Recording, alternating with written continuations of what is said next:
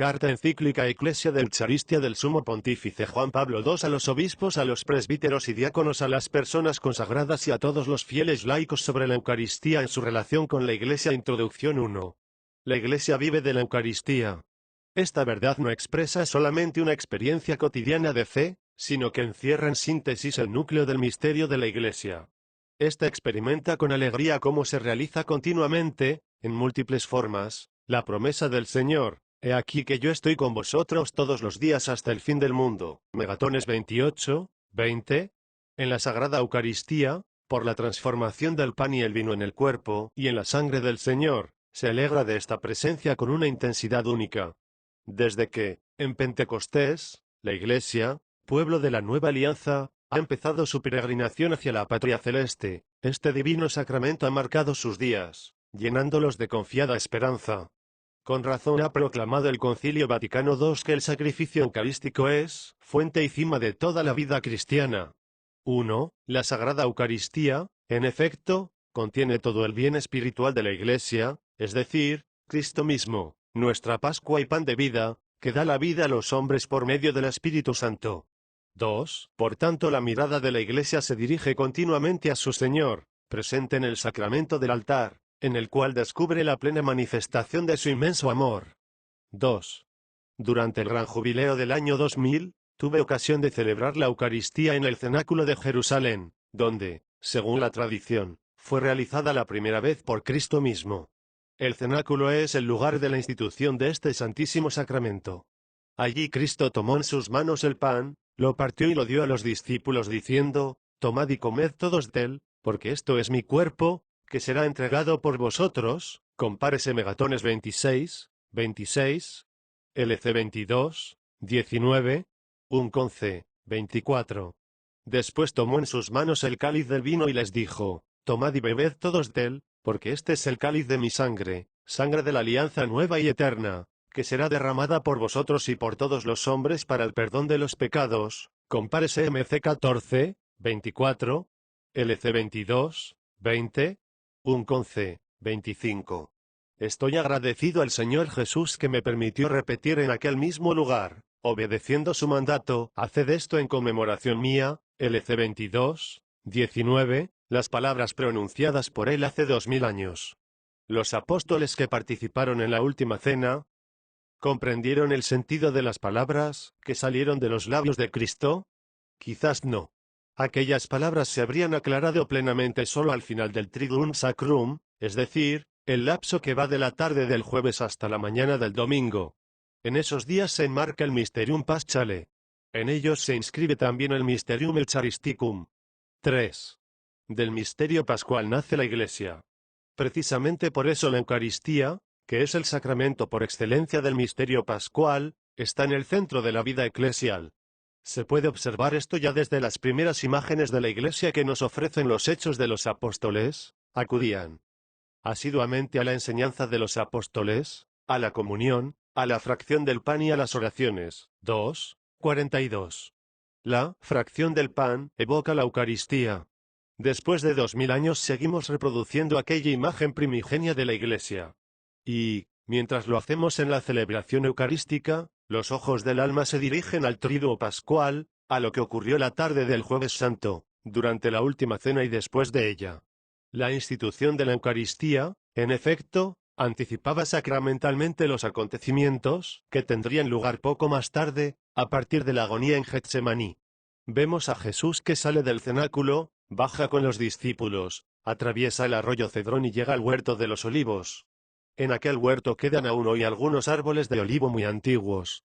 Tal vez fueron testigos de lo que ocurrió a su sombra aquella tarde, cuando Cristo en oración experimentó una angustia mortal y su sudor se hizo como gotas espesas de sangre que caían en tierra. LC 22, 44.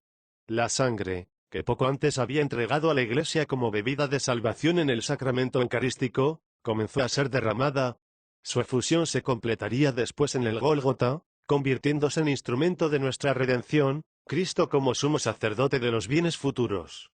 Penetró en el santuario una vez para siempre, no con sangre de machos cabríos ni de novillos, sino con su propia sangre, consiguiendo una redención eterna. HB 9, 11-12. 4. la hora de nuestra redención. Jesús, aunque sometido a una prueba terrible, no huye ante su hora. ¿Qué voy a decir? Padre, líbrame de esta hora. Pero, si he llegado a esta hora para esto. JN 12, 27. Desea que los discípulos le acompañen y, sin embargo, debe experimentar la soledad y el abandono. ¿Con que no habéis podido velar una hora conmigo? Velad y orad, para que no caigáis en tentación. Megatones 26, 40-41. Solo Juan permanecerá al pie de la cruz, junto a María y a las piadosas mujeres. La agonía en Getsemaní ha sido la introducción a la agonía de la cruz del Viernes Santo. La hora santa, la hora de la redención del mundo. Cuando se celebra la Eucaristía ante la tumba de Jesús, en Jerusalén, se retorna de modo casi tangible a su hora, la hora de la cruz y de la glorificación.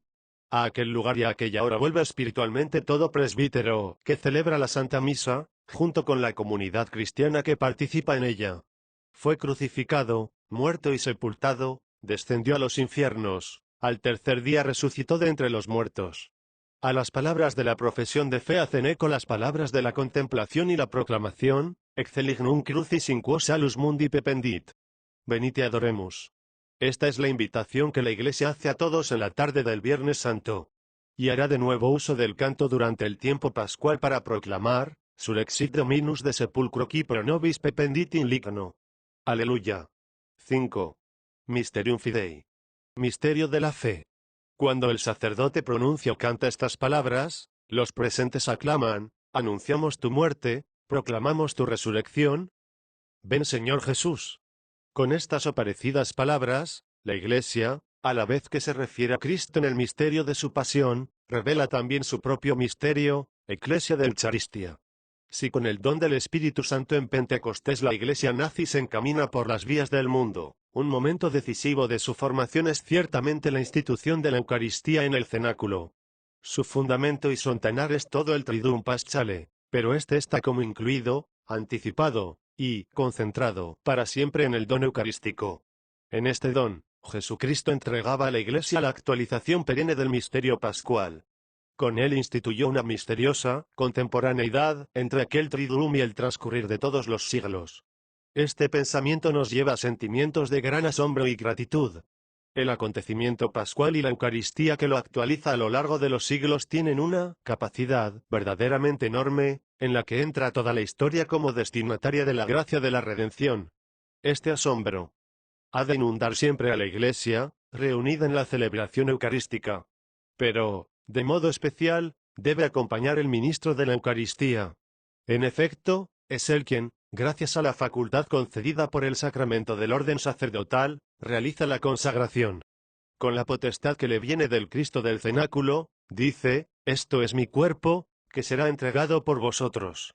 Este es el cáliz de mi sangre, que será derramada por vosotros. El sacerdote pronuncia estas palabras o, más bien, pone su boca y su voz a disposición de aquel que las pronunció en el cenáculo y quiso que fueran repetidas de generación en generación por todos los que en la Iglesia participan ministerialmente de su sacerdocio. 6.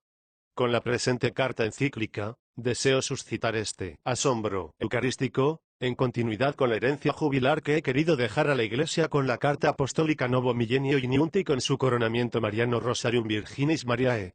Contemplar el rostro de Cristo, y contemplarlo con María, es el programa que he indicado a la Iglesia en el alba del tercer milenio, invitándola a remar mar adentro en las aguas de la historia con el entusiasmo de la nueva evangelización. Contemplar a Cristo implica saber reconocerle donde quiera que Él se manifieste, en sus multiformes presencias, pero sobre todo en el sacramento vivo de su cuerpo y de su sangre. La Iglesia vive del Cristo eucarístico, de Él se alimenta y por Él es iluminada. La Eucaristía es misterio de fe y, al mismo tiempo, misterio de luz. 3. Cada vez que la Iglesia la celebra, los fieles pueden revivir de algún modo la experiencia de los dos discípulos de Emaús. Entonces se les abrieron los ojos y le reconocieron. LC 24, 31. 7.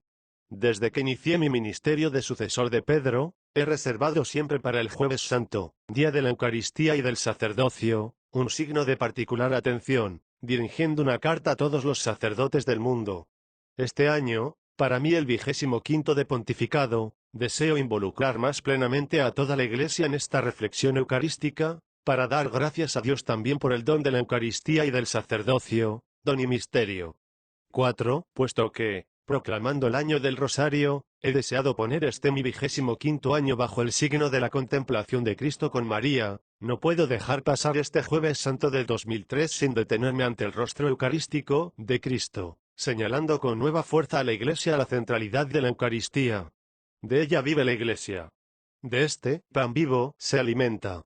¿Cómo no sentir la necesidad de exhortar a todos a que hagan de ella siempre una renovada experiencia? 8. Cuando pienso en la Eucaristía, mirando mi vida de sacerdote, de obispo y de sucesor de Pedro, me resulta espontáneo recordar tantos momentos y lugares en los que he tenido la gracia de celebrarla. Recuerdo la iglesia parroquial de Niegowiec donde desempeñé mi primer encargo pastoral, la colegiata de San Florian en Cracovia, la catedral de Wawel, la basílica de San Pedro y muchas basílicas e iglesias de Roma y del mundo entero. He podido celebrar la Santa Misa en capillas situadas en senderos de montaña, a orillas de los lagos, en las riberas del mar. La he celebrado sobre altares construidos en estadios, en las plazas de las ciudades. Estos escenarios tan variados de mis celebraciones eucarísticas me hacen experimentar intensamente su carácter universal y, por así decir, cósmico. Sí, cósmico. Porque también cuando se celebra sobre el pequeño altar de una iglesia en el campo, la Eucaristía se celebra, en cierto sentido, sobre el altar del mundo. Ella une el cielo y la tierra. Abarca e impregna toda la creación. El Hijo de Dios se ha hecho hombre, para reconducir todo lo creado, en un supremo acto de alabanza, aquel que lo hizo de la nada. De este modo, Él, el sumo y eterno sacerdote, entrando en el santuario eterno mediante la sangre de su cruz, devuelve al Creador y Padre toda la creación redimida. Lo hace a través del ministerio sacerdotal de la Iglesia y para gloria de la Santísima Trinidad. Verdaderamente, este es el Mysterium Fidei que se realiza en la Eucaristía, el mundo nacido de las manos de Dios Creador retorna a él redimido por Cristo. 9. La Eucaristía, presencia salvadora de Jesús en la comunidad de los fieles y su alimento espiritual, es de lo más precioso que la Iglesia puede tener en su caminar por la historia.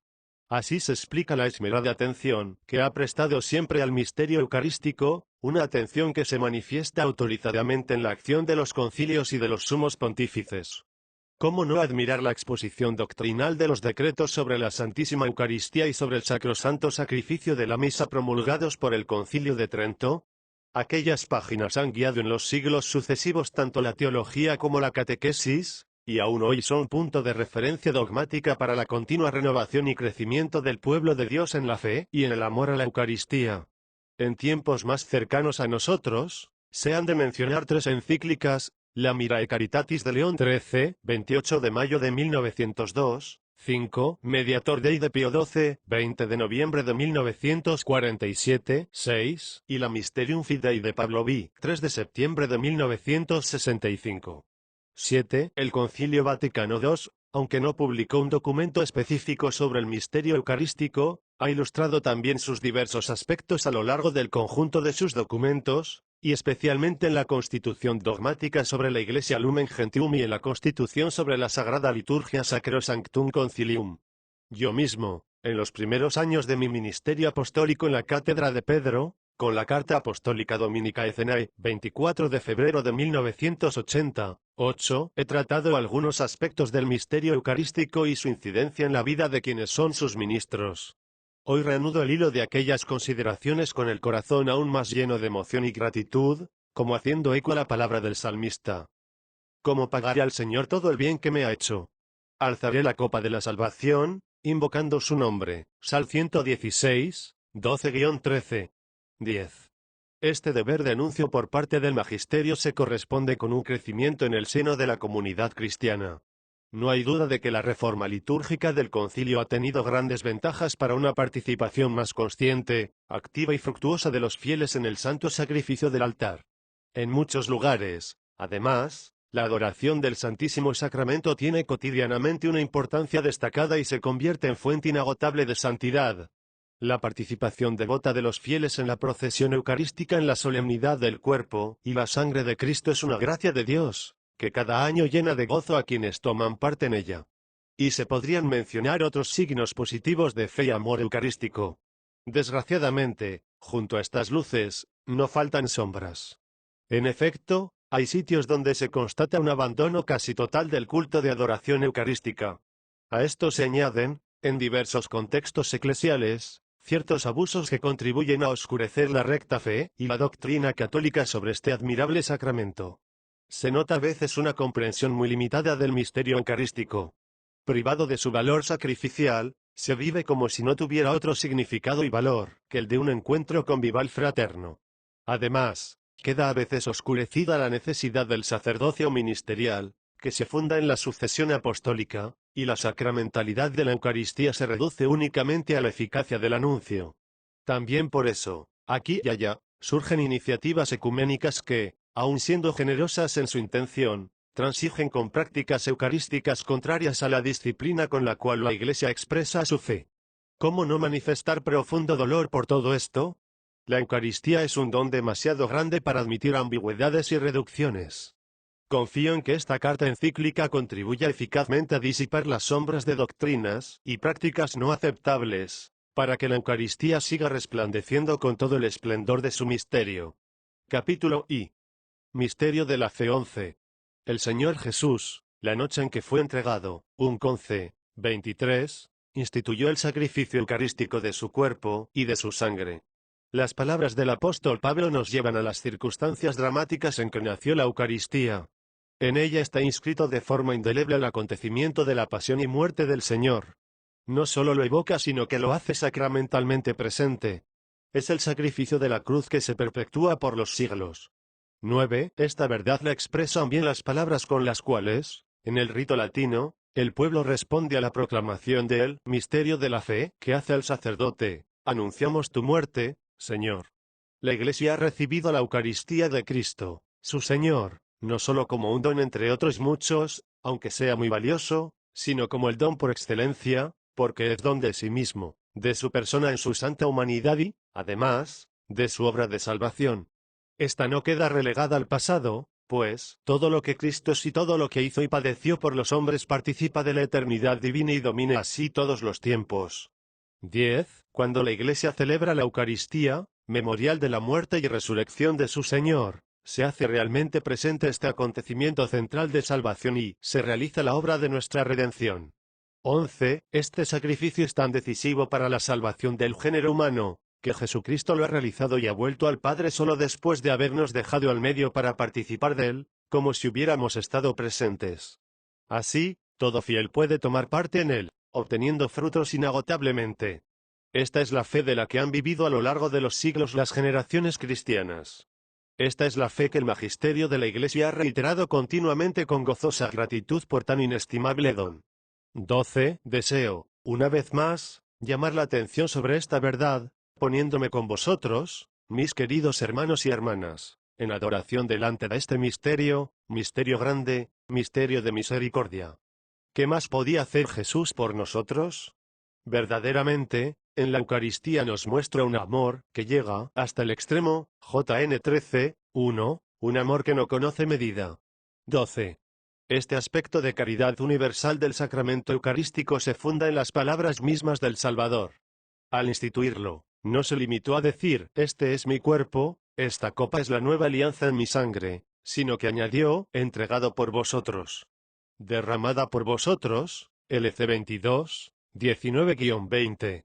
No afirmó solamente que lo que les daba de comer y beber era su cuerpo y su sangre, sino que manifestó su valor sacrificial, haciendo presente de modo sacramental su sacrificio, que cumpliría después en la cruz algunas horas más tarde, para la salvación de todos. La misa es, a la vez e inseparablemente, el memorial sacrificial en que se perpetúa el sacrificio de la cruz, y el banquete sagrado de la comunión en el cuerpo y la sangre del Señor. 13. La Iglesia vive continuamente del sacrificio redentor, y accede a él no solamente a través de un recuerdo lleno de fe, sino también en un contacto actual, puesto que este sacrificio se hace presente, perpetuándose sacramentalmente en cada comunidad que lo ofrece por manos del ministro consagrado. De este modo, la Eucaristía aplica a los hombres de hoy la reconciliación obtenida por Cristo una vez por todas para la humanidad de todos los tiempos. En efecto, El sacrificio de Cristo y el sacrificio de la Eucaristía son, pues, un único sacrificio. 14. Ya lo decía elocuentemente San Juan Crisóstomo, nosotros ofrecemos siempre el mismo Cordero, y no uno hoy y otro mañana, sino siempre el mismo. Por esta razón el sacrificio es siempre uno solo. También nosotros ofrecemos ahora aquella víctima, que se ofreció entonces y que jamás se consumirá. 15. La misa hace presente el sacrificio de la cruz, no se le añade y no lo multiplica. 16. Lo que se repite es su celebración memorial, la manifestación memorial, memorialis demonstratio. 17. Por la cual el único y definitivo sacrificio redentor de Cristo se actualiza siempre en el tiempo. La naturaleza sacrificial del misterio eucarístico no puede ser entendida, por tanto, como algo aparte, independiente de la cruz o con una referencia solamente indirecta al sacrificio del Calvario. 13.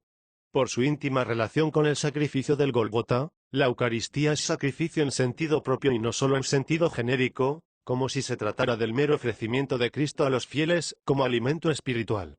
En efecto, el don de su amor y de su obediencia hasta el extremo de dar la vida, compárese JN 10, 17-18, es en primer lugar un don a su Padre.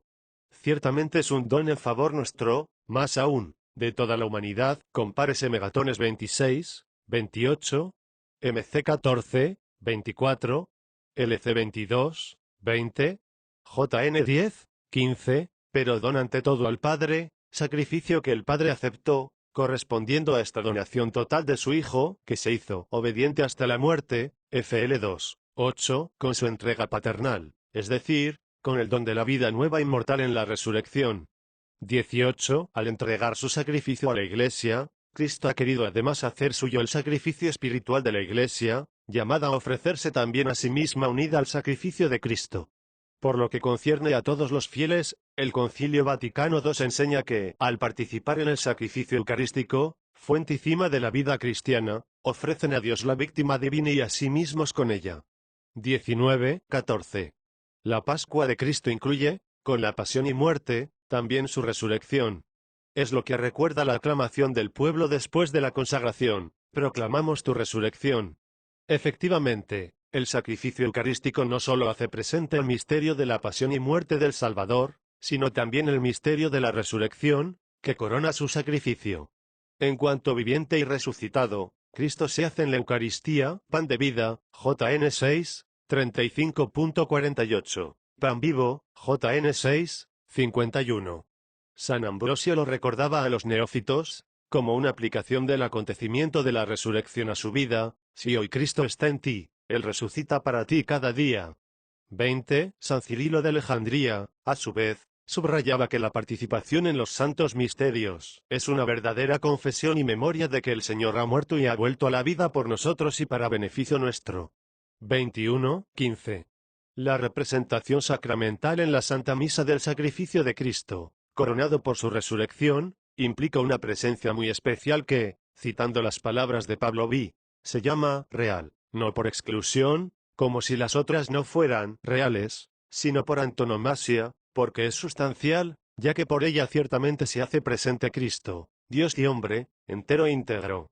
22. Se recuerda así la doctrina siempre válida del Concilio de Trento: por la consagración del pan y del vino se realiza la conversión de toda la sustancia del pan en la sustancia del cuerpo de Cristo Señor nuestro, y de toda la sustancia del vino en la sustancia de su sangre.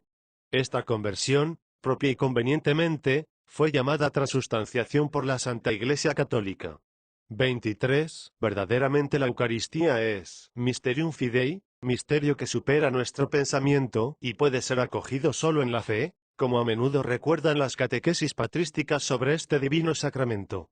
No veas, exhorta San Cirilo de Jerusalén, en el pan y en el vino meros y naturales elementos, porque el Señor ha dicho expresamente que son su cuerpo y su sangre. La fe te lo asegura, aunque los sentidos te sugieran otra cosa. 24. Adoro te devote, latens deitas, seguiremos cantando con el doctor Angélico. Ante este misterio de amor, la razón humana experimenta toda su limitación.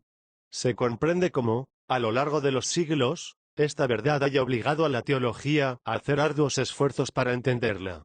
Son esfuerzos loables, tanto más útiles y penetrantes cuanto mejor consiguen conjugar el ejercicio crítico del pensamiento con la fe vivida de la Iglesia, percibida especialmente en el carisma de la verdad, del magisterio y en la comprensión interna de los misterios, a la que llegan sobre todo los santos. 25. La línea fronteriza es la señalada por Pablo V. Toda explicación teológica que intente buscar alguna inteligencia de este misterio, debe mantener, para estar de acuerdo con la fe católica, que en la realidad misma, independiente de nuestro espíritu, el pan y el vino han dejado de existir después de la consagración, de suerte que el cuerpo y la sangre adorables de Cristo Jesús son los que están realmente delante de nosotros. 26, 16. La eficacia salvífica del sacrificio se realiza plenamente cuando se comulga recibiendo el cuerpo y la sangre del Señor.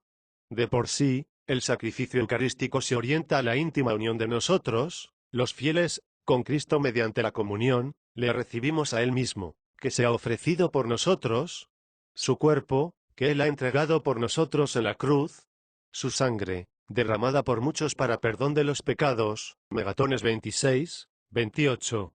Recordemos sus palabras, lo mismo que el Padre, que vive, me ha enviado y yo vivo por el Padre, también el que me coma vivirá por mí, JN 6, 57. Jesús mismo nos asegura que esta unión, que Él pone en relación con la vida trinitaria, se realiza efectivamente. La Eucaristía es verdadero banquete, en el cual Cristo se ofrece como alimento. Cuando Jesús anuncia por primera vez esta comida, los oyentes se quedan asombrados y confusos, obligando al Maestro a recalcar la verdad objetiva de sus palabras: en verdad os digo, si no coméis la carne del Hijo del Hombre, y no bebéis su sangre, no tendréis vida en vosotros. JN 6, 53. No se trata de un alimento metafórico, mi carne es verdadera comida y mi sangre verdadera bebida. JN 6, 55. 17. Por la comunión de su cuerpo y de su sangre, Cristo nos comunica también su espíritu. Escribe San Efrén, llamó al pan su cuerpo viviente, lo llenó de sí mismo y de su espíritu. Y quien lo come con fe, come fuego y espíritu. Tomad, comed todos de él, y coméis con él el Espíritu Santo. En efecto, es verdaderamente mi cuerpo, y el que lo come vivirá eternamente. 27. La Iglesia pide este don divino, raíz de todos los otros dones, en la epíclesis eucarística. Se lee, por ejemplo, en la Divina Liturgia de San Juan Crisóstomo: te invocamos, te rogamos y te suplicamos, manda tu Santo Espíritu sobre todos nosotros y sobre estos dones, para que sean purificación del alma, remisión de los pecados y comunicación del Espíritu Santo para cuantos participan de ellos. 28. Y, en el misal romano, el celebrante implora que, fortalecidos con el cuerpo y la sangre de tu Hijo y llenos de su Espíritu Santo, formemos en Cristo un solo cuerpo y un solo espíritu. 29. Así, con el don de su cuerpo y su sangre, Cristo acrecienta en nosotros el don de su Espíritu, infundido ya en el bautismo e impreso como sello en el sacramento de la confirmación. 18. La aclamación que el pueblo pronuncia después de la consagración se concluye oportunamente manifestando la proyección escatológica que distingue la celebración eucarística, comparación con C. 26, comilla angular. Hasta que vuelvas. La Eucaristía es tensión hacia la meta, pregustar el gozo pleno prometido por Cristo. Compárese JN 15, 11. Es, en cierto sentido, anticipación del paraíso y prenda de la gloria futura. 30. En la Eucaristía, todo expresa la confiada espera, mientras esperamos la gloriosa venida de nuestro Salvador Jesucristo. 31. Quien se alimenta de Cristo en la Eucaristía no tiene que esperar el más allá para recibir la vida eterna, la posee ya en la tierra como primicia de la plenitud futura, que abarcará al hombre en su totalidad. En efecto, en la Eucaristía recibimos también la garantía de la resurrección corporal al final del mundo. El que come mi carne y bebe mi sangre, tiene vida eterna, y yo le resucitaré el último día. JN 6, 54. Esta garantía de la resurrección futura proviene de que la carne del Hijo del Hombre, entregada como comida, es su cuerpo en el estado glorioso del resucitado. Con la Eucaristía se asimila, por decirlo así, el secreto de la resurrección. Por eso San Ignacio de Antioquía definía con acierto el pan eucarístico, fármaco de inmortalidad, antídoto contra la muerte. 32, 19. La tensión escatológica suscitada por la Eucaristía expresa y consolida la comunión con la Iglesia celestial.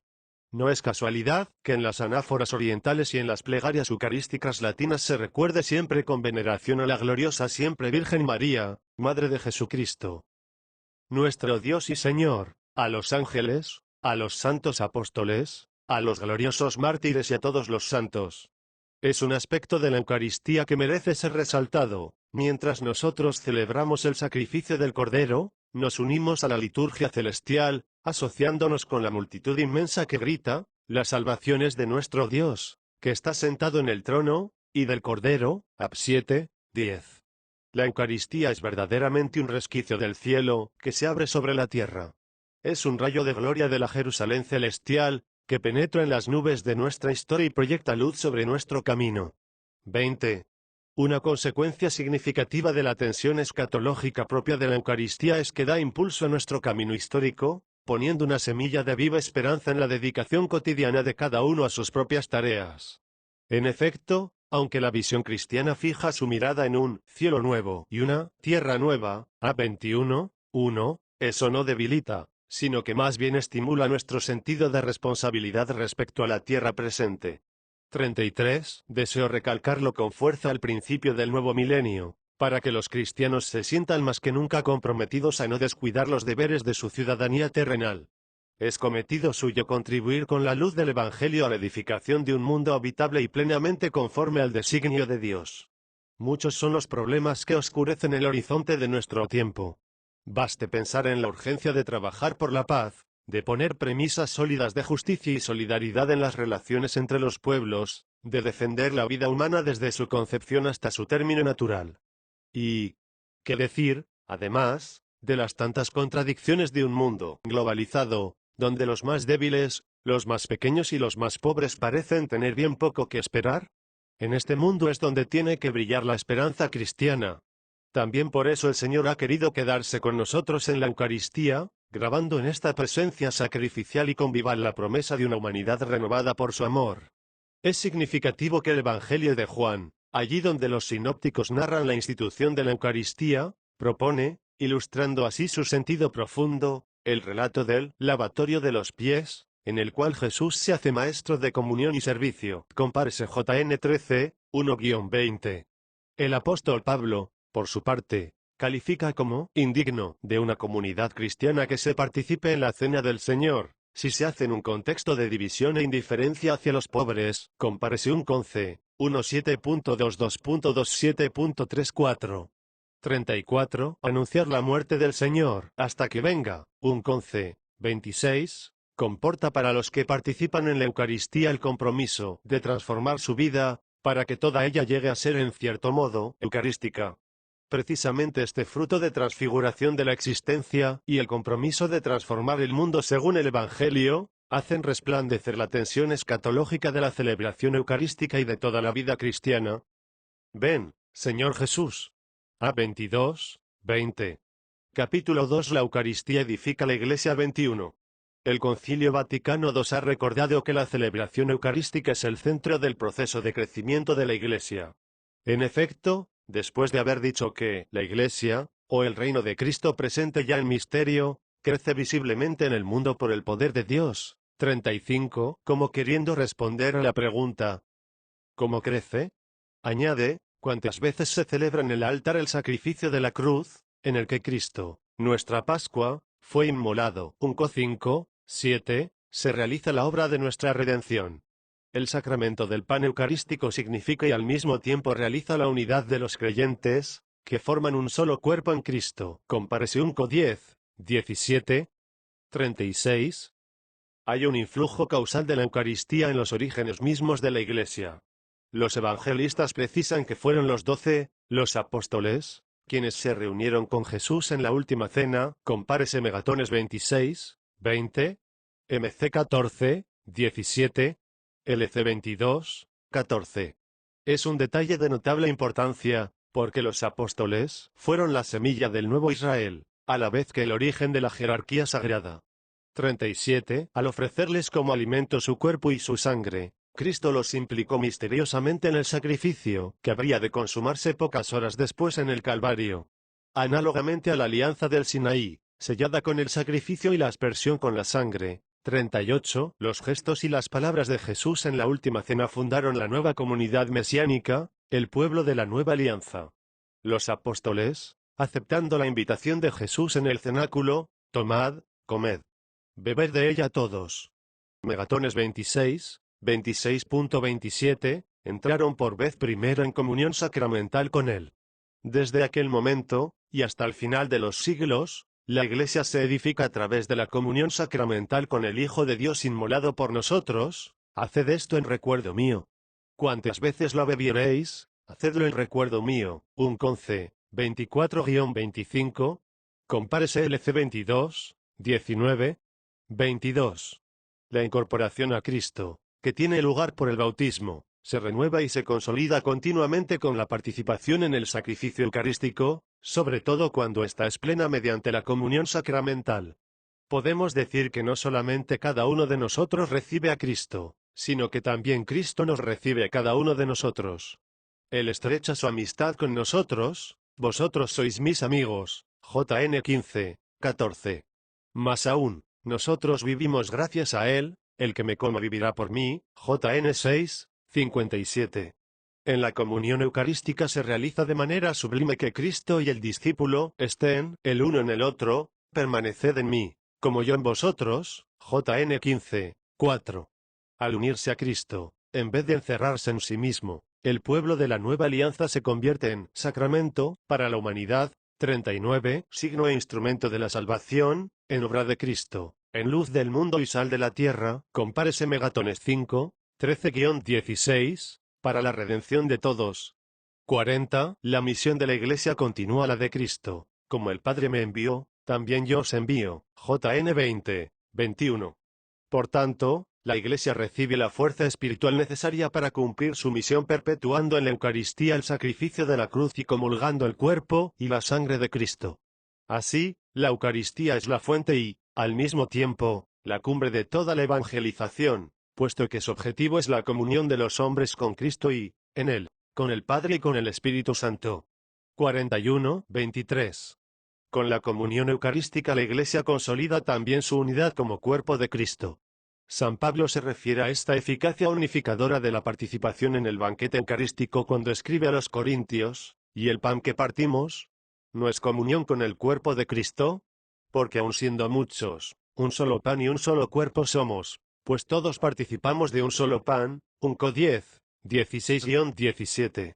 El comentario de San Juan Crisóstomo es detallado y profundo. ¿Qué es, en efecto, el pan? Es el cuerpo de Cristo. ¿En qué se transforman los que lo reciben? En cuerpo de Cristo. Pero no muchos cuerpos sin un solo cuerpo.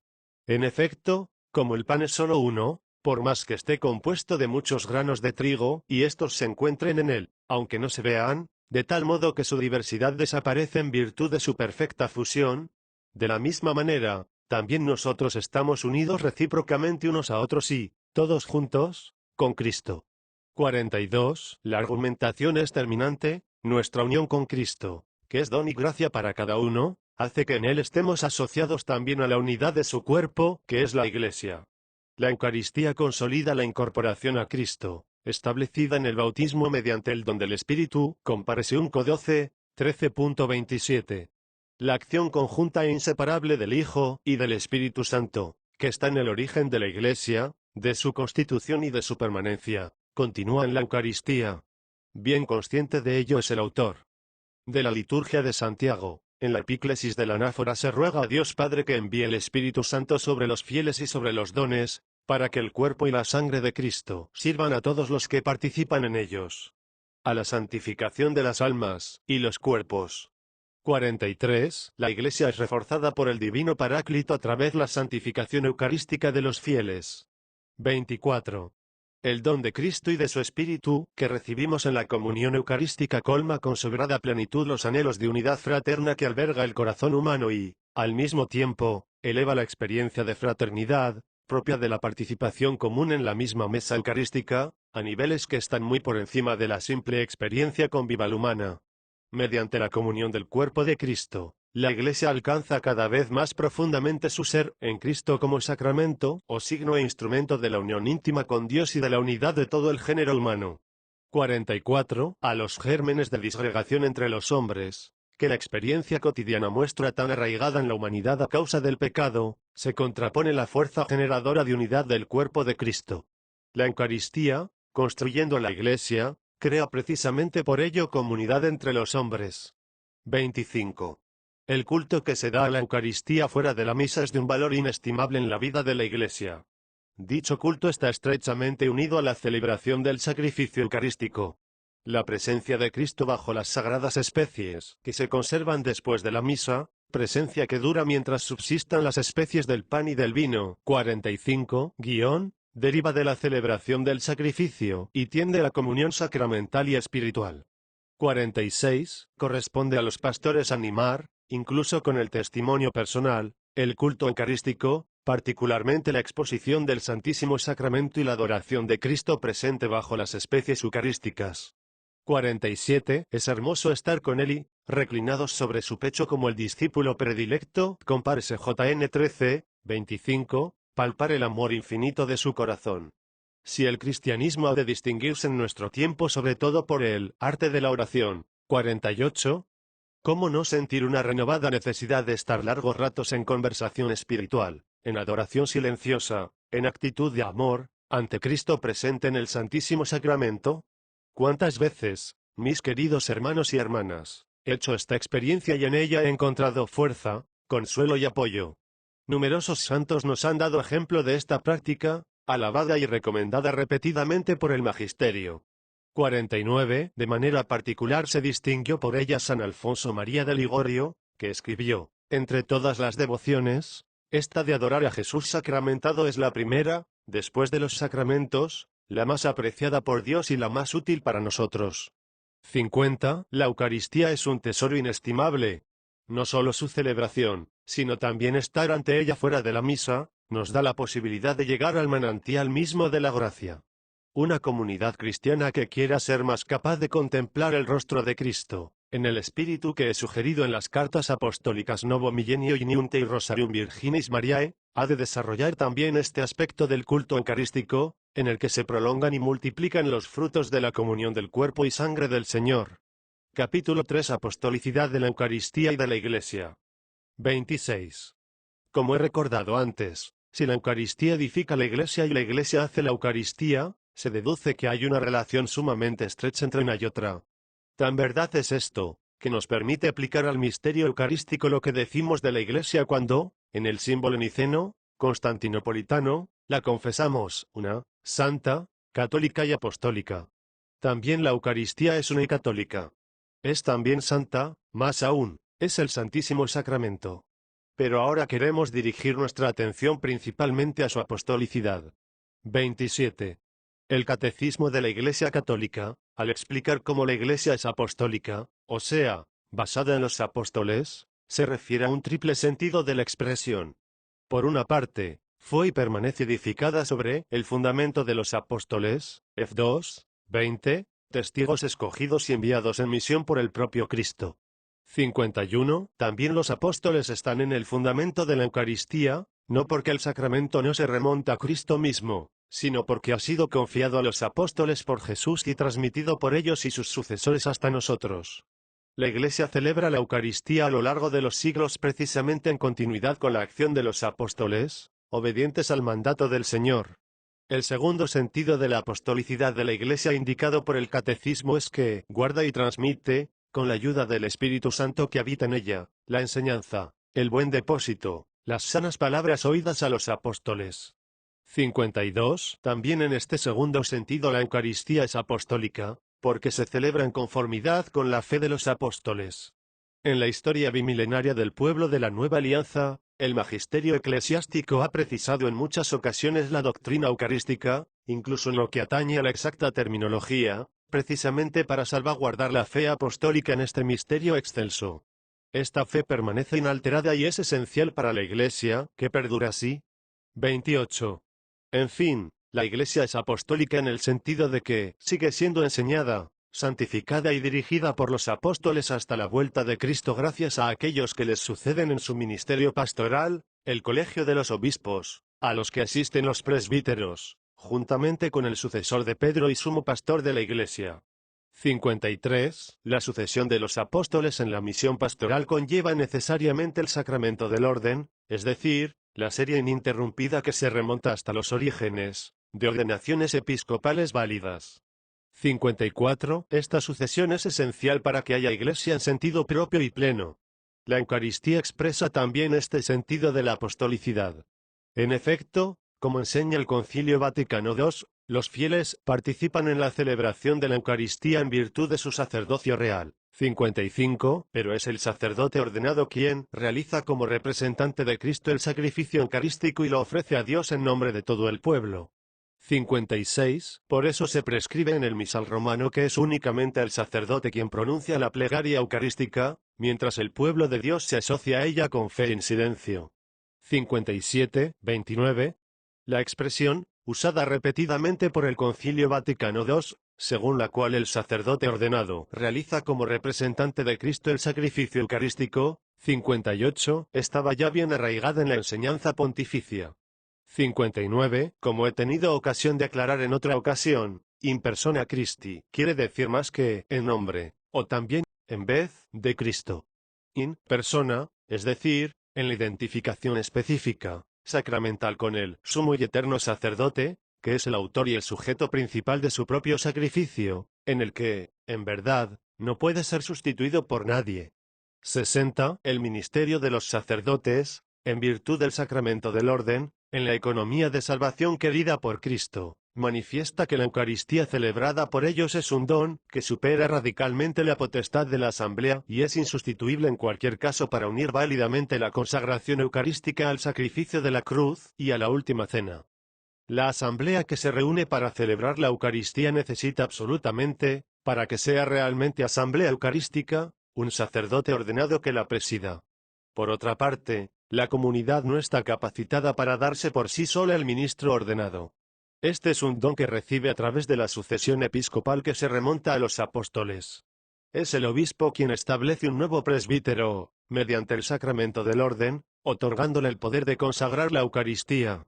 Pues, el misterio eucarístico no puede ser celebrado en ninguna comunidad si no es por un sacerdote ordenado, como ha enseñado expresamente el Concilio Lateranense IV.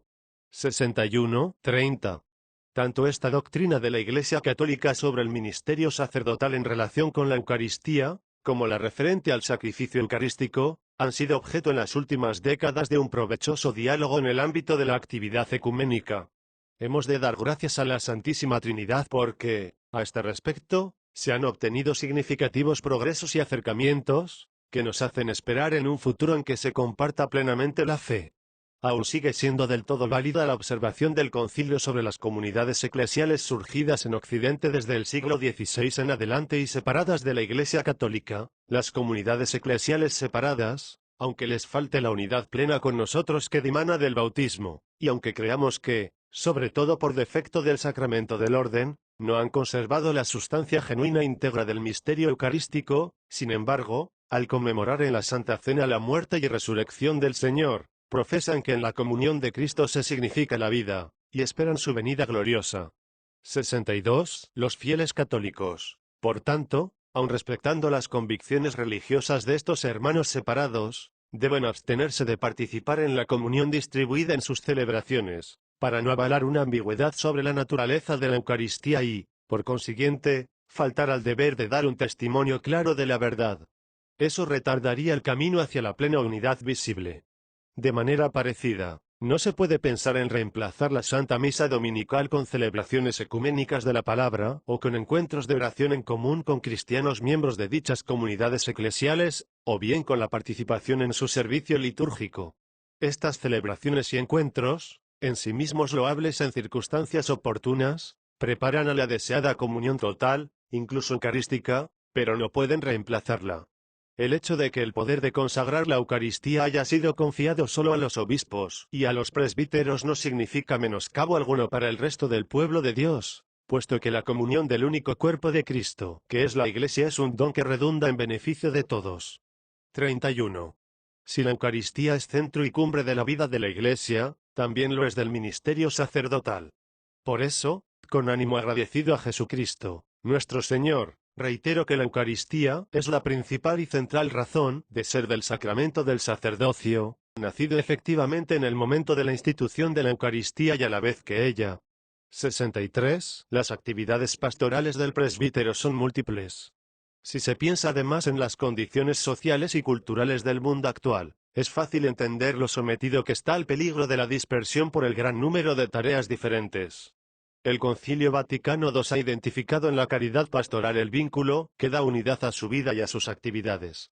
Esta, añade el concilio, brota, sobre todo, del sacrificio eucarístico que, por eso, es el centro y raíz de toda la vida del presbítero.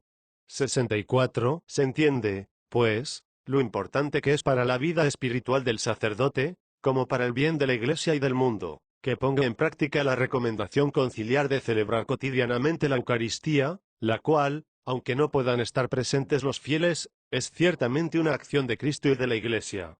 65. De este modo, el sacerdote será capaz de sobreponerse cada día a toda tensión dispersiva, encontrando en el sacrificio eucarístico, verdadero centro de su vida y de su ministerio, la energía espiritual necesaria para afrontar los diversos quehaceres pastorales. Cada jornada será así verdaderamente eucarística. Del carácter central de la Eucaristía en la vida y en el ministerio de los sacerdotes se deriva también su puesto central en la pastoral de las vocaciones sacerdotales. Ante todo, porque la plegaria por las vocaciones encuentra en ella la máxima unión con la oración de Cristo sumo y eterno sacerdote, pero también porque la diligencia y esmero de los sacerdotes en el ministerio eucarístico, unido a la promoción de la participación consciente, activa y fructuosa de los fieles en la Eucaristía, es un ejemplo eficaz y un incentivo a la respuesta generosa de los jóvenes a la llamada de Dios. Él se sirve a menudo del ejemplo de la caridad pastoral ferviente de un sacerdote para sembrar y desarrollar en el corazón del joven el germen de la llamada al sacerdocio. 32. Todo esto demuestra lo doloroso y fuera de lo normal que resulta la situación de una comunidad cristiana que, aun pudiendo ser, por número y variedad de fieles, una parroquia, carece sin embargo de un sacerdote que la guíe. En efecto, la parroquia es una comunidad de bautizados que expresan y confirman su identidad principalmente por la celebración del sacrificio eucarístico. Pero esto requiere la presencia de un presbítero, el único a quien compete ofrecer la Eucaristía in persona Christi. Cuando la comunidad no tiene sacerdote, ciertamente se ha de paliar de alguna manera, con el fin de que continúen las celebraciones dominicales y, así, los religiosos y los laicos que animan la oración de sus hermanos y hermanas ejercen de modo loable el sacerdocio común de todos los fieles, basado en la gracia del bautismo. Pero dichas soluciones han de ser consideradas únicamente provisionales, mientras la comunidad está a la espera de un sacerdote. El hecho de que estas celebraciones sean incompletas desde el punto de vista sacramental ha de impulsar ante todo a toda la comunidad a pedir con mayor fervor que el Señor envíe obreros a su mies, Megatones 9, 38, y debe estimularla también a llevar a cabo una adecuada pastoral vocacional, sin ceder a la tentación de buscar soluciones que comporten una reducción de las cualidades morales y formativas requeridas para los candidatos al sacerdocio. 33. Cuando, por escasez de sacerdotes, se confía a fieles no ordenados una participación en el cuidado pastoral de una parroquia, estos han de tener presente que, como enseña el Concilio Vaticano II, no se construye ninguna comunidad cristiana si ésta no tiene como raíz y centro la celebración de la Sagrada Eucaristía. 66. Por tanto, considerarán como cometido suyo el mantener viva en la comunidad una verdadera hambre de la Eucaristía, que lleve a no perder ocasión alguna de tener la celebración de la misa, incluso aprovechando la presencia ocasional de un sacerdote, que no esté impedido por el derecho de la Iglesia para celebrarla. Capítulo 4 Eucaristía y Comunión Eclesial 34. En 1985, la Asamblea Extraordinaria del Sínodo de los Obispos reconoció en la Eclesiología de Comunión la idea central y fundamental de los documentos del Concilio Vaticano II. 67. La Iglesia, mientras peregrina aquí en la tierra, está llamada a mantener y promover tanto la comunión con Dios Trinitario como la comunión entre los fieles. Para ello, cuenta con la palabra y los sacramentos, sobre todo la Eucaristía, de la cual vive y se desarrolla sin cesar, 68, y en la cual, al mismo tiempo, se expresa a sí misma. No es casualidad que el término comunión se haya convertido en uno de los nombres específicos de este sublime sacramento. La Eucaristía se manifiesta, pues, como culminación de todos los sacramentos, en cuanto lleva a perfección la comunión con Dios Padre, mediante la identificación con el Hijo unigénito, por obra del Espíritu Santo. Un insigne escritor de la tradición bizantina expresó esta verdad con agudeza de fe: en la Eucaristía, con preferencia respecto a los otros sacramentos, el misterio de la comunión es tan perfecto que conduce a la cúspide de todos los bienes, en ella culmina todo deseo humano, porque aquí llegamos a Dios y Dios se une a nosotros con la unión más perfecta. 69. Precisamente por eso, es conveniente cultivar en el ánimo el deseo constante del sacramento eucarístico.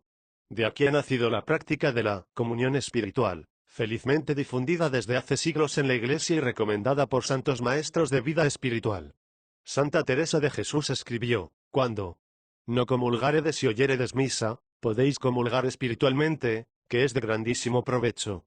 Que es mucho lo que se imprime el amor ansí de este Señor. 70-35.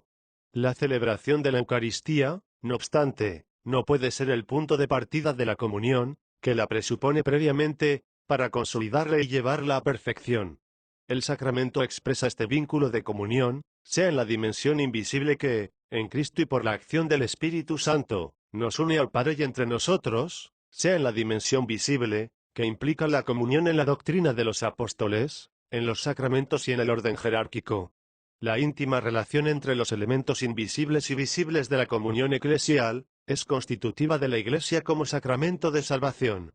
71. Solo en este contexto tiene lugar la celebración legítima de la Eucaristía y la verdadera participación en la misma. Por tanto, resulta una exigencia intrínseca la Eucaristía que se celebra en la comunión y, concretamente, en la integridad de todos sus vínculos. 36. La comunión invisible, aun siendo por naturaleza un crecimiento, supone la vida de gracia, por medio de la cual se nos hace partícipes de la naturaleza divina, 2 P 1:4, así como la práctica de las virtudes de la fe, de la esperanza y de la caridad. En efecto, sólo de este modo se obtiene verdadera comunión con el Padre, el Hijo y el Espíritu Santo. No basta la fe, sino que es preciso perseverar en la gracia santificante y en la caridad, permaneciendo en el seno de la Iglesia con el cuerpo y con el corazón. 72. Es decir, hace falta, por decirlo con palabras de San Pablo, la fe que actúa por la caridad. Ga 5:6. La integridad de los vínculos invisibles es un deber moral bien preciso del cristiano que quiera participar plenamente en la Eucaristía comulgando el cuerpo y la sangre de Cristo. El mismo apóstol llama la atención sobre este deber con la advertencia: examínese, pues, cada cual, y coma así el pan y beba de la copa. 1:28. San Juan Crisóstomo, con la fuerza de su elocuencia, exhortaba a los fieles: también yo alzo la voz, suplico, ruego y exhorto encarecidamente a no sentarse a esta sagrada mesa con una conciencia manchada y corrompida. Hacer esto, en efecto, nunca jamás podrá llamarse comunión, por más que toquemos 1000 veces el cuerpo del Señor, sino condena, tormento y mayor castigo. 73. Precisamente en este sentido, el Catecismo de la Iglesia Católica establece: quien tiene conciencia de estar en pecado grave debe recibir el sacramento de la reconciliación antes de acercarse a comulgar. 74. Deseo, por tanto, reiterar que está vigente, y lo estará siempre en la Iglesia, la norma con la cual el Concilio de Trento ha concretado la severa exhortación del apóstol Pablo, al afirmar que, para recibir dignamente la Eucaristía, debe preceder la confesión de los pecados, cuando uno es consciente de pecado mortal. 75-37. La Eucaristía y la penitencia son dos sacramentos estrechamente vinculados entre sí. La Eucaristía, al hacer presente el sacrificio redentor de la cruz, perpetuándolo sacramentalmente, significa que de ella se deriva una exigencia continua de conversión, de respuesta personal a la exhortación que San Pablo dirigía a los cristianos de Corinto: en nombre de Cristo os suplicamos, reconciliaos con Dios. 2:5-20.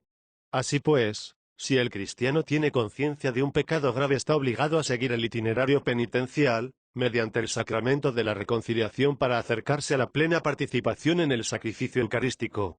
El juicio sobre el estado de gracia, obviamente, corresponde solamente al interesado, tratándose de una valoración de conciencia. No obstante, en los casos de un comportamiento externo grave, abierta y establemente contrario a la norma moral, la Iglesia, en su cuidado pastoral por el buen orden comunitario y por respeto al sacramento, no puede mostrarse indiferente. A esta situación de manifiesta indisposición moral se refiere la norma del Código de Derecho Canónico que no permite la admisión a la comunión eucarística a los que obstinadamente persistan en un manifiesto pecado grave. 76-38. La comunión eclesial, como antes he recordado, es también visible y se manifiesta en los lazos vinculantes enumerados por el concilio mismo cuando enseña, están plenamente incorporados a la sociedad, que es la Iglesia aquellos que, teniendo el Espíritu de Cristo, aceptan íntegramente su constitución y todos los medios de salvación establecidos en ella y están unidos, dentro de su estructura visible, a Cristo, que la rige por medio del sumo pontífice y de los obispos, mediante los lazos de la profesión de fe, de los sacramentos, del gobierno eclesiástico y de la comunión.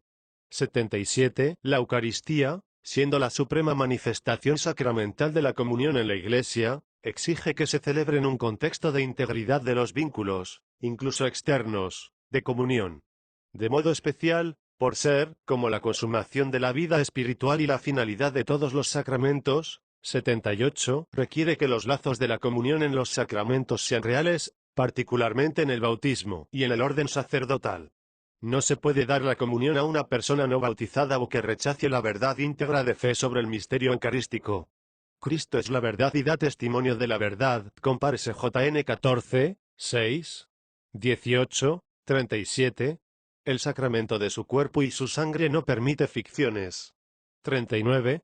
Además, por el carácter mismo de la comunión eclesial y de la relación que tiene con ella el sacramento de la Eucaristía, se debe recordar que el sacrificio eucarístico, aun celebrándose siempre en una comunidad particular, no es nunca celebración de esa sola comunidad. Esta, en efecto, recibiendo la presencia eucarística del Señor, recibe el don completo de la salvación, y se manifiesta así, a pesar de su permanente particularidad visible, como imagen y verdadera presencia de la Iglesia una, santa, católica y apostólica. 79. De esto se deriva que una comunidad realmente eucarística no puede encerrarse en sí misma, como si fuera autosuficiente, sino que ha de mantenerse en sintonía con todas las demás comunidades católicas. La comunión eclesial de la Asamblea Eucarística es comunión con el propio obispo y con el romano pontífice. En efecto, el obispo es el principio visible y el fundamento de la unidad en su iglesia particular. 80. Sería, por tanto, una gran incongruencia que el sacramento por excelencia de la unidad de la Iglesia fuera celebrado sin una verdadera comunión con el obispo. San Ignacio de Antioquía escribía, se considere segura la Eucaristía que se realiza bajo el obispo o quien él haya encargado. 81. Asimismo, puesto que el romano pontífice, como sucesor de Pedro, es el principio y fundamento perpetuo y visible de la unidad, tanto de los obispos como de la muchedumbre de los fieles. 82. La comunión con él es una exigencia intrínseca de la celebración del sacrificio eucarístico. De aquí la gran verdad expresada de varios modos en la liturgia: toda celebración de la Eucaristía se realiza en unión no solo con el propio obispo, sino también con el Papa, con el orden episcopal, con todo el clero y con el pueblo entero. Toda válida celebración de la Eucaristía expresa esta comunión universal con Pedro y con la Iglesia entera, o la reclama objetivamente, como en el caso de las iglesias cristianas separadas de Roma. 83. 40. La Eucaristía crea comunión y educa la comunión. San Pablo escribía a los fieles de Corinto manifestando el gran contraste de sus divisiones en las asambleas eucarísticas con lo que estaban celebrando, la Cena del Señor. Consecuentemente, el apóstol les invitaba a reflexionar sobre la verdadera realidad de la Eucaristía con el fin de hacerlos volver al espíritu de comunión fraterna. Compárese un conce. 17-34. San Agustín se hizo eco de esta exigencia de manera elocuente cuando, al recordar las palabras del apóstol, vosotros sois el cuerpo de Cristo, y sus miembros cada uno por su parte, 12, 27, observaba, si vosotros sois el cuerpo y los miembros de Cristo, sobre la mesa del Señor está el misterio, que sois vosotros mismos y recibís el misterio, que sois vosotros. 84, y, de esta constatación, concluía, Cristo el Señor consagró en su mesa el misterio de nuestra paz y unidad. El que recibe el misterio de la unidad y no posee el vínculo de la paz, no recibe un misterio para provecho propio, sino un testimonio contra sí. 85-41. Esta peculiar eficacia para promover la comunión, propia de la Eucaristía, es uno de los motivos de la importancia de la misa dominical. Sobre ella y sobre las razones por las que es fundamental para la vida de la Iglesia y de cada uno de los fieles, me he ocupado en la carta apostólica sobre la santificación del domingo Dies Domini, 86, recordando, además, que participar en la misa es una obligación para los fieles, a menos que tengan un impedimento grave, lo que impone a los pastores el correspondiente deber de ofrecer a todos la posibilidad efectiva de cumplir este precepto.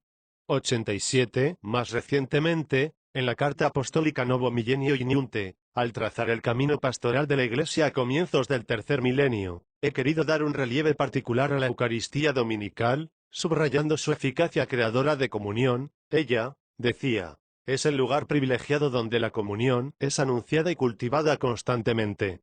Precisamente a través de la participación eucarística, el Día del Señor se convierte también en el Día de la Iglesia, que puede desempeñar así de manera eficaz su papel de sacramento de unidad. 88-42. La salvaguardia y promoción de la comunión eclesial es una tarea de todos los fieles, que encuentran en la Eucaristía, como sacramento de la unidad de la Iglesia, un campo de especial aplicación. Más en concreto, este cometido atañe con particular responsabilidad a los pastores de la Iglesia, cada uno en el propio grado y según el propio oficio eclesiástico. Por tanto, la Iglesia ha dado normas que se orientan a favorecer la participación frecuente y fructuosa de los fieles en la mesa eucarística y, al mismo tiempo, a determinar las condiciones objetivas en las que no debe administrar la comunión.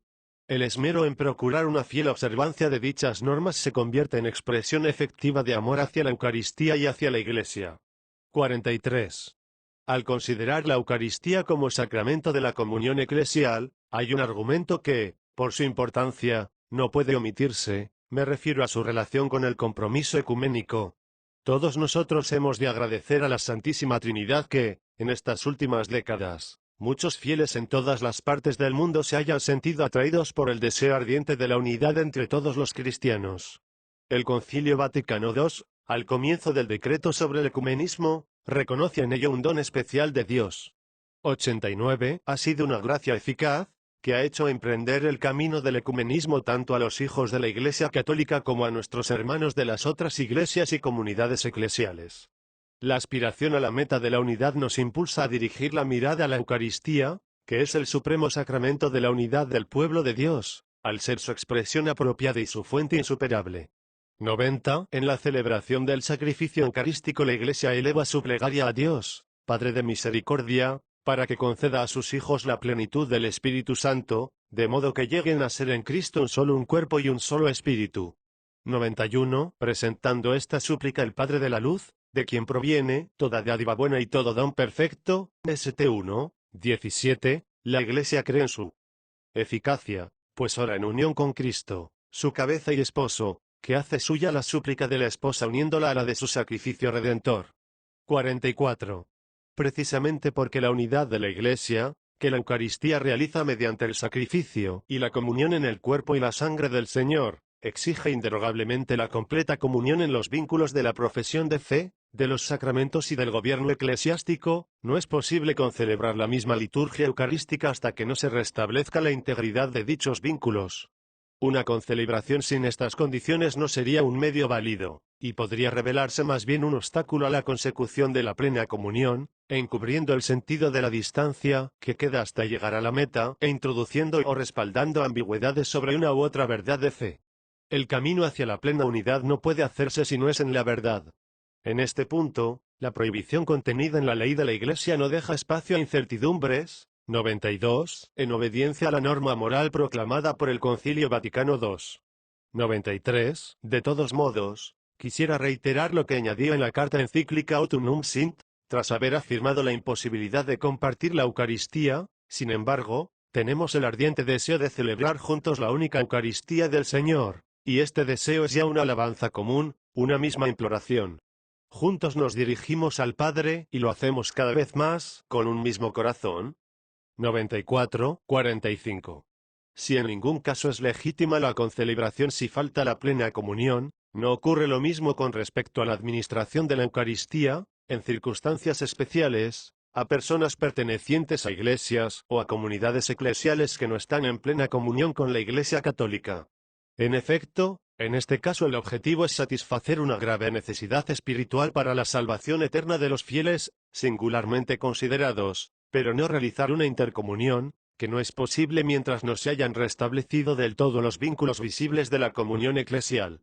En este sentido se orientó el Concilio Vaticano II, fijando el comportamiento que se ha de tener con los orientales que, encontrándose de buena fe separados de la Iglesia Católica, están bien dispuestos y piden espontáneamente recibir la Eucaristía del ministro católico. 95. Este modo de actuar ha sido ratificado después por ambos códigos, en los que también se contempla, con las oportunas adaptaciones, el caso de los otros cristianos no orientales que no están en plena comunión con la Iglesia Católica. 96. 46. En la encíclica Autunum Sint, yo mismo he manifestado aprecio por esta normativa, que permite atender a la salvación de las almas con el discernimiento oportuno. Es motivo de alegría recordar que los ministros católicos pueden, en determinados casos particulares, administrar los sacramentos de la Eucaristía, de la penitencia, de la unción de enfermos a otros cristianos que no están en comunión plena con la Iglesia Católica, pero que desean vivamente recibirlos, los piden libremente, y manifiestan la fe que la Iglesia Católica confiesa en estos sacramentos.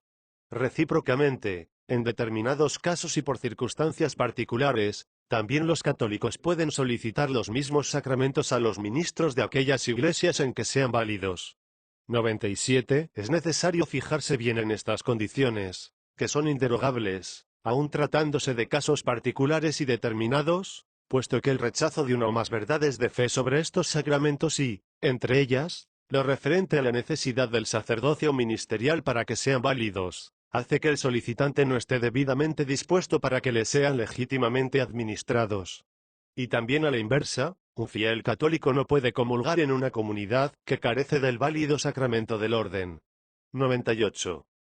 La fiel observancia del conjunto de las normas establecidas en esta materia. 99. Es manifestación y, al mismo tiempo, garantía de amor, sea a Jesucristo en el Santísimo Sacramento, sea a los hermanos de otra confesión cristiana, a los que se les debe el testimonio de la verdad, como también a la causa misma de la promoción de la unidad. Capítulo V de Coro de la Celebración Eucarística 47. Quien lea el relato de la institución eucarística en los evangelios sinópticos queda impresionado por la sencillez y, al mismo tiempo, la gravedad, con la cual Jesús, la tarde de la última cena, instituye el gran sacramento. Hay un episodio que, en cierto sentido, hace de preludio, la unción de Betania. Una mujer, que Juan identifica con María, hermana de Lázaro, derrama sobre la cabeza de Jesús un frasco de perfume precioso, provocando en los discípulos, en particular en Judas. Compárese Megatones 26, 8, MC 14, 4, JN 12, 4, una reacción de protesta, como si este gesto fuera un derroche intolerable, considerando las exigencias de los pobres. Pero la valoración de Jesús es muy diferente.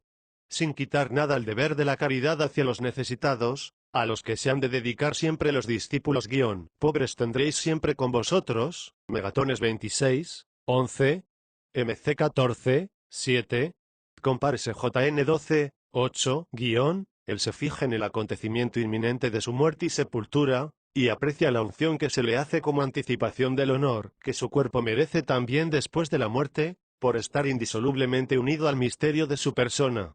En los evangelios sinópticos, el relato continúa con el encargo que Jesús da a los discípulos, de preparar cuidadosamente la sala grande, necesaria para celebrar la cena pascual, compárese MC 14, 15, LC 22, 12, y con la narración de la institución de la Eucaristía, dejando entrever, al menos en parte, el esquema de los ritos hebreos de la cena pascual hasta el canto del Ayel, compárese Megatones 26, 30, MC 14, 26, el relato, aun con las variantes de las diversas tradiciones, muestra de manera tan concisa como solemne las palabras pronunciadas por Cristo sobre el pan y sobre el vino, asumidos por él como expresión concreta de su cuerpo entregado y su sangre derramada. Todos estos detalles son recordados por los evangelistas a la luz de una praxis de la fracción del pan, bien consolidada ya en la iglesia primitiva. Pero el acontecimiento del Jueves Santo, desde la historia misma que Jesús vivió, deja ver los rasgos de una sensibilidad litúrgica, articulada sobre la tradición veterotestamentaria y preparada para remodelarse en la celebración cristiana, en sintonía con el nuevo contenido de la Pascua. 48. Como la mujer de la unción en Betania, la Iglesia no ha tenido miedo de derrochar, dedicando sus mejores recursos para expresar su reverente asombro ante el don inconmensurable de la Eucaristía. No menos que aquellos primeros discípulos encargados de preparar la sala grande, la Iglesia se ha sentido impulsada a lo largo de los siglos y en las diversas culturas a celebrar la Eucaristía en un contexto digno de tan gran misterio. La liturgia cristiana ha nacido en continuidad con las palabras y gestos de Jesús y desarrollando la herencia ritual del judaísmo. Y, en efecto, nada será bastante para expresar de modo adecuado la acogida del don de sí mismo que el Esposo Divino hace continuamente a la Iglesia esposa, poniendo al alcance de todas las generaciones de creyentes el sacrificio ofrecido una vez por todas sobre la cruz, y haciéndose alimento para todos los fieles. Aunque la lógica del convite inspire familiaridad, la Iglesia no ha cedido nunca a la tentación de banalizar esta cordialidad con su esposo, olvidando que Él es también su Dios y que el banquete sigue siendo siempre, después de todo, un banquete sacrificial, marcado por la sangre derramada en el Gólgota. El banquete eucarístico es verdaderamente un banquete sagrado, en el que la sencillez de los signos contiene el abismo de la santidad de Dios, o sacrum convivium, in quo Christus sumitur. El pan que se parte en nuestros altares, ofrecido en nuestra condición de peregrinos en camino por las sendas del mundo, es panis angelorum, pan de los ángeles, al cual no es posible acercarse si no es con la humildad del centurión del Evangelio: Señor, no soy digno de que entres bajo mi techo. Megatones 8, LC 7, 6. 49. En el contexto de este elevado sentido del misterio, se entiende como la fe de la Iglesia en el misterio eucarístico se haya expresado en la historia no solo mediante la exigencia de una actitud interior de devoción, sino también a través de una serie de expresiones externas, orientadas a evocar y subrayar la magnitud del acontecimiento que se celebra. De aquí nace el proceso que ha llevado progresivamente a establecer una especial reglamentación de la liturgia eucarística, en el respeto de las diversas tradiciones eclesiales legítimamente constituidas. También sobre esta base se ha ido creando un rico patrimonio de arte. La arquitectura, la escultura, la pintura, la música, dejándose guiar por el misterio cristiano, han encontrado en la Eucaristía, directa o indirectamente, un motivo de gran inspiración. Así ha ocurrido, por ejemplo, con la arquitectura, que, de las primeras sedes eucarísticas en las domus de las familias cristianas, ha dado paso, en cuanto el contexto histórico lo ha permitido, a las solemnes basílicas de los primeros siglos, a las imponentes catedrales de la Edad Media, hasta las iglesias, pequeñas o grandes, que han constelado poco a poco las tierras donde ha llegado el cristianismo. Las formas de los altares y tabernáculos se han desarrollado dentro de los espacios de las sedes litúrgicas siguiendo en cada caso, no solo motivos de inspiración estética, sino también las exigencias de una apropiada comprensión del misterio. Igualmente se puede decir de la música sacra, y basta pensar para ello en las inspiradas melodías gregorianas y en los numerosos, y a menudo insignes, autores que se han afirmado con los textos litúrgicos de la Santa Misa. ¿Y acaso no se observa una enorme cantidad de producciones artísticas, desde el fruto de una buena artesanía hasta verdaderas obras de arte, en el sector de los objetos y ornamentos utilizados para la celebración eucarística? Se puede decir así que la Eucaristía, a la vez que ha plasmado la Iglesia y la espiritualidad, ha tenido una fuerte incidencia en la cultura, especialmente en el ámbito estético. 50. En este esfuerzo de adoración del misterio, desde el punto de vista ritual y estético, los cristianos de Occidente y de Oriente, en cierto sentido, se han hecho mutuamente la competencia. ¿Cómo no dar gracias al Señor, en particular, por la contribución que al arte cristiano han dado las grandes obras arquitectónicas y pictóricas de la tradición greco-bizantina y de todo el ámbito geográfico y cultural eslavo? En Oriente, el arte sagrado ha conservado un sentido especialmente intenso del misterio, impulsando a los artistas a concebir su afán de producir belleza, no solo como manifestación de su propio genio, sino también como auténtico servicio a la fe. yendo mucho más allá de la mera habilidad técnica, han sabido abrirse con docilidad al soplo del Espíritu de Dios. El esplendor de la arquitectura y de los mosaicos en el Oriente y Occidente cristianos son un patrimonio universal de los creyentes, y llevan en sí mismos una esperanza y una prenda, diría, de la deseada plenitud de comunión en la fe y en la celebración. Eso supone y exige, como en la célebre pintura de la Trinidad de Rublev, una iglesia profundamente eucarística, en la cual, la acción de compartir el misterio de Cristo en el pan partido está como inmersa en la inefable unidad de las tres personas divinas, haciendo de la iglesia misma un icono de la Trinidad. En esta perspectiva de un arte orientado a expresar en todos sus elementos el sentido de la Eucaristía según la enseñanza de la Iglesia, es preciso prestar suma atención a las normas que regulan la construcción y decoración de los edificios sagrados. La Iglesia ha dejado siempre a los artistas un amplio margen creativo, como demuestra la historia y yo mismo he subrayado en la carta a los artistas. Pero el arte sagrado ha de distinguirse por su capacidad de expresar adecuadamente el misterio, tomado en la plenitud de la fe de la Iglesia, y según las indicaciones pastorales oportunamente expresadas por la autoridad competente. Esta es una consideración que vale tanto para las artes figurativas como para la música sacra. 51. A propósito del arte sagrado y la disciplina litúrgica, lo que se ha producido en tierras de antigua cristianización está ocurriendo también en los continentes donde el cristianismo es más joven. Este fenómeno ha sido objeto de atención por parte del Concilio Vaticano II al tratar sobre la exigencia de una sana y, al mismo tiempo, obligada inculturación. En mis numerosos viajes pastorales he tenido oportunidad de observar en todas las partes del mundo cuánta vitalidad puede despertar la celebración eucarística en contacto con las formas, los estilos y las sensibilidades de las diversas culturas. Adaptándose a las mudables condiciones de tiempo y espacio, la Eucaristía ofrece alimento, no solamente a las personas, sino a los pueblos mismos, plasmando culturas cristianamente inspiradas. No obstante, es necesario que este importante trabajo de adaptación se lleve a cabo siendo consciente siempre del inefable misterio, con el cual cada generación está llamada a confrontarse. El tesoro es demasiado grande y precioso como para arriesgarse a que se empobrezca o hipoteque por experimentos o prácticas llevadas a cabo sin una atenta comprobación por parte de las autoridades eclesiásticas competentes. Además, la centralidad del misterio eucarístico es de una magnitud tal que requiere una verificación realizada en estrecha relación con la Santa Sede. Como escribí en la exhortación apostólica postsinodal Ecclesia in Asia, esa colaboración es esencial, porque la Sagrada Liturgia expresa y celebra la única fe profesada por todos y, dado que constituye la herencia de toda la Iglesia, no puede ser determinada por las iglesias locales aisladas de la Iglesia universal. 101-52. De todo lo dicho se comprende la gran responsabilidad que en la celebración eucarística tienen principalmente los sacerdotes, a quienes compete presidirle in persona Christi, dando un testimonio y un servicio de comunión, no solo a la comunidad que participa directamente en la celebración, sino también a la Iglesia universal, a la cual la Eucaristía hace siempre referencia.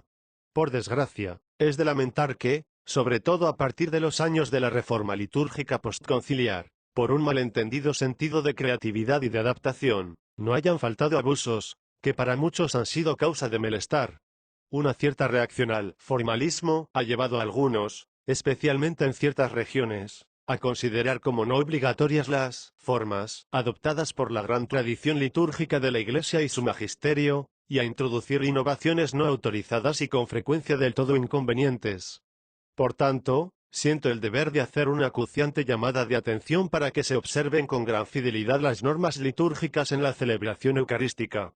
Son una expresión concreta de la auténtica eclesialidad de la Eucaristía. Este es su sentido más profundo. La liturgia nunca es propiedad privada de alguien, ni del celebrante ni de la comunidad en que se celebran los misterios. El apóstol Pablo tuvo que dirigir duras palabras a la comunidad de Corinto a causa de faltas graves en su celebración eucarística, que llevaron a divisiones, esquismata, y a la formación de facciones, Aires 6, comparación con C. 17-34.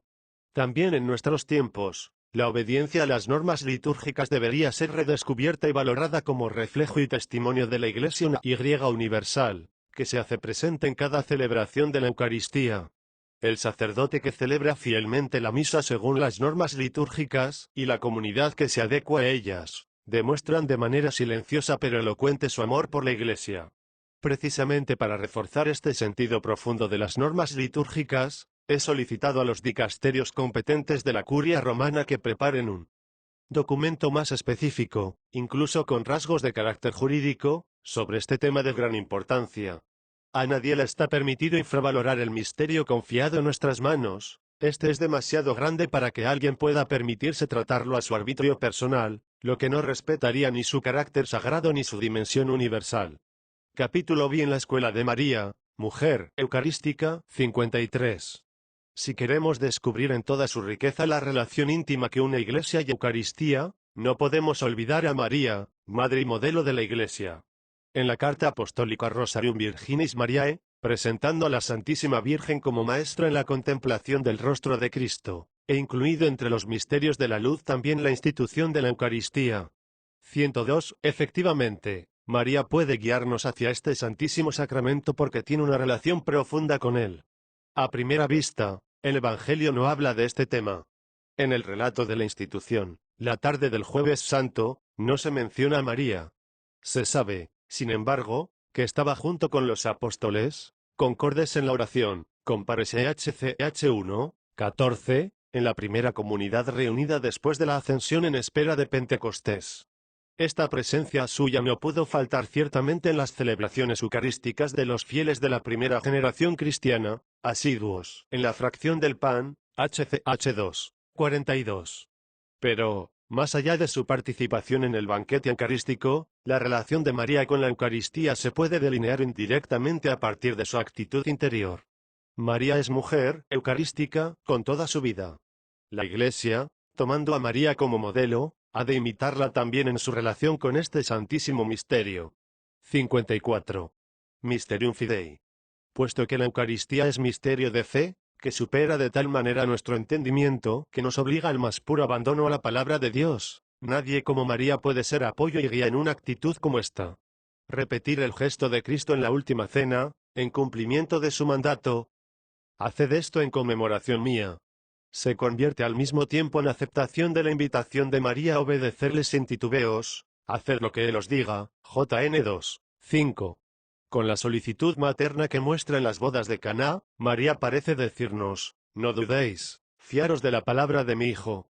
Él, que fue capaz de transformar el agua en vino, es igualmente capaz de hacer del pan y del vino su cuerpo y su sangre, entregando a los creyentes en este misterio la memoria viva de su Pascua, para hacerse así pan de vida. 55. En cierto sentido, María ha practicado su fe eucarística antes incluso de que ésta fuera instituida, por el hecho mismo de haber ofrecido su seno virginal para la encarnación del Verbo de Dios. La Eucaristía, mientras remite a la pasión y la resurrección, está al mismo tiempo en continuidad con la encarnación. María concibió en la Anunciación al Hijo Divino, incluso en la realidad física de su cuerpo y su sangre, anticipando en sí lo que en cierta medida se realiza sacramentalmente en todo creyente que recibe, en las especies del pan y del vino, el cuerpo y la sangre del Señor. Hay, pues, una analogía profunda entre el fiat pronunciado por María a las palabras del ángel y el amén que cada fiel pronuncia cuando recibe el cuerpo del Señor. A María se le pidió creer que quien concibió, por obra del Espíritu Santo, era el Hijo de Dios, compárese LC 1, 30.35. En continuidad con la fe de la Virgen, en el misterio eucarístico se nos pide creer que el mismo Jesús, Hijo de Dios e Hijo de María, se hace presente con todo su ser humano divino en las especies del pan y del vino. Feliz la que ha creído, LC 1, 45, María ha anticipado también en el misterio de la encarnación la fe eucarística de la Iglesia. Cuando, en la visitación, lleva en su seno el Verbo hecho carne, se convierte de algún modo en tabernáculo, el primer tabernáculo de la historia, donde el Hijo de Dios, todavía invisible a los ojos de los hombres, se ofrece a la adoración de Isabel, como irradiando su luz a través de los ojos y la voz de María.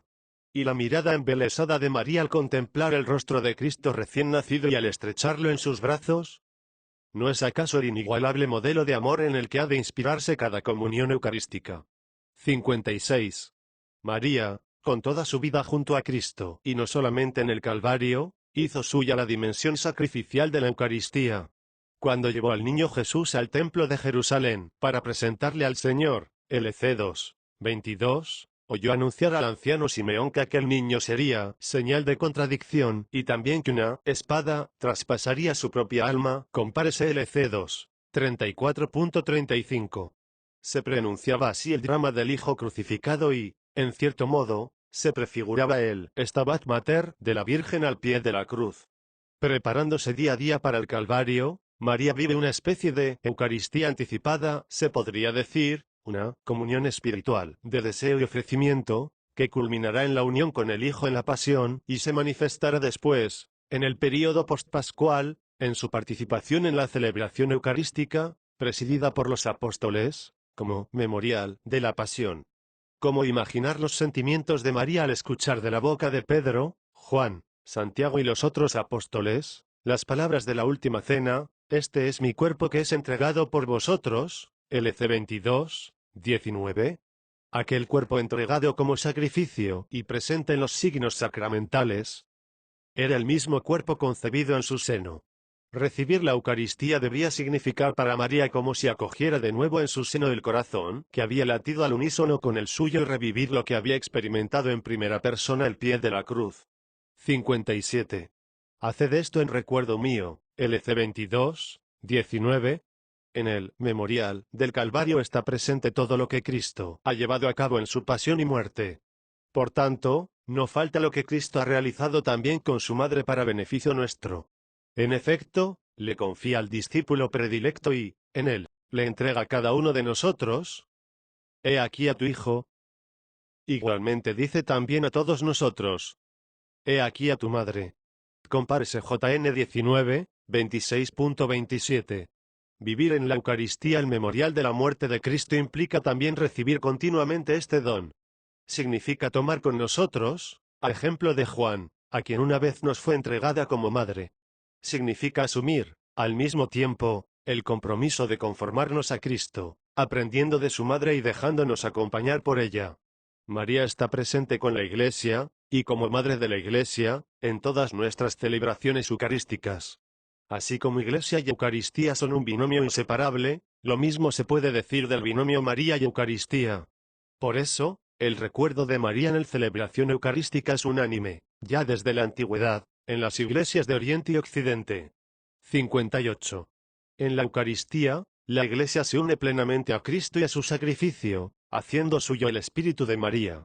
Es una verdad que se puede profundizar releyendo el Magnificat en perspectiva eucarística. La Eucaristía, en efecto, como el canto de María, es ante todo alabanza y acción de gracias. Cuando María exclama: mi alma engrandece al Señor, mi espíritu exulta en Dios, mi Salvador, lleva a Jesús en su seno. Alaba al Padre por Jesús, pero también lo alaba en Jesús y con Jesús. Esto es precisamente la verdadera actitud eucarística. Al mismo tiempo, María rememora las maravillas que Dios ha hecho en la historia de la salvación, según la promesa hecha a nuestros padres. Compárese LC 1, 55, anunciando la que supera a todas ellas, la encarnación redentora. En el Magnificat, en fin, está presente la tensión escatológica de la Eucaristía. Cada vez que el Hijo de Dios se presenta bajo la pobreza de las especies sacramentales, pan y vino, se pone en el mundo el germen de la nueva historia, en la que se derriba del trono a los poderosos y se enaltece a los humildes. Compárese LC 1, 52. María canta el cielo nuevo y la tierra nueva, que se anticipan en la Eucaristía y, en cierto sentido, deja entrever su diseño programático. Puesto que el Magnificat expresa la espiritualidad de María, nada nos ayuda a vivir mejor el misterio eucarístico que esta espiritualidad. La Eucaristía se nos ha dado para que nuestra vida sea, como la de María, toda ella un Magnificat. Conclusión 59. Ave, Verum Corpus Natum de Maria Virgine. Hace pocos años he celebrado el 50 de mi sacerdocio.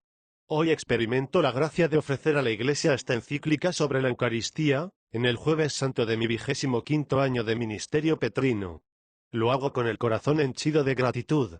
Desde hace más de medio siglo, cada día, a partir de aquel 2 de noviembre de 1946 en que celebré mi primera misa en la cripta de San Leonardo de la Catedral de Wawel en Cracovia, mis ojos se han fijado en la hostia y el cáliz en los que, en cierto modo, El tiempo y el espacio se han concentrado y se han representado de manera viviente el drama del Gólgota, desvelando su misteriosa contemporaneidad. Cada día, mi fe ha podido reconocer en el pan y en el vino consagrados al divino caminante que un día se puso al lado de los dos discípulos de Emaús para abrirles los ojos a la luz y el corazón a la esperanza. Compárese LC 24, 3.35. Dejadme, mis queridos hermanos y hermanas, que, con íntima emoción, en vuestra compañía y para confortar vuestra fe, os dé testimonio de fe en la Santísima Eucaristía. Ave, verum corpus natum de Maria Virgine, barra vere pasum, immolatum, in cruce promine. Aquí está el tesoro de la Iglesia, el corazón del mundo, la prenda del fin al que todo hombre, aunque sea inconscientemente, aspira. Misterio grande, que ciertamente nos supera y pone a dura prueba la capacidad de nuestra mente de ir más allá de las apariencias.